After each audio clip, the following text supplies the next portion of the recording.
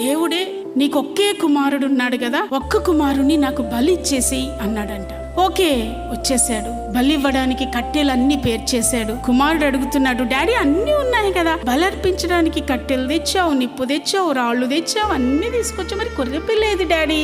అప్పటికి ఇస్సాకుకు 13 ఏళ్ల వయసు. 13 ఏళ్ల వయసు బిడ్డకు ఎలా బలి అర్పించాలో ప్రతిదీ ఇస్సాకుకు తెలిసింది. ఎలా తెలిసింది? ప్రతి బలి అర్పించేటప్పుడు ఇస్సాకును పిలిచి దగ్గర నిలవబెట్టుకుని అబ్రహాం గారు బలి అర్పిస్తూ ఉండేవారు. దేవుని బిడ్డలారా, వ్యక్తిగత ప్రార్థన చేసుకునేటప్పుడైనా, కుటుంబ ప్రార్థన చేసుకునేటప్పుడైనా, సంఘ ప్రార్థనకు వచ్చేటప్పుడైనా మన బిడ్డల్ని వెంట తీసుకుని వచ్చి మన దగ్గర కూర్చోబెట్టుకుని ప్రతిదీ దైవ క్రమం అంటే ఏంటి, మందిరం అంటే ఏంటి, ఆరాధన అంటే ఏంటి, ఎలా ఆరాధన జరుగుద్ది, ఎలా ప్రార్థిస్తారు, ఏ ఏ అంశాల కొరకు ప్రార్థిస్తారు అన్న విషయాన్ని మన బిడ్డలకు మనము తెలియపరచాలి.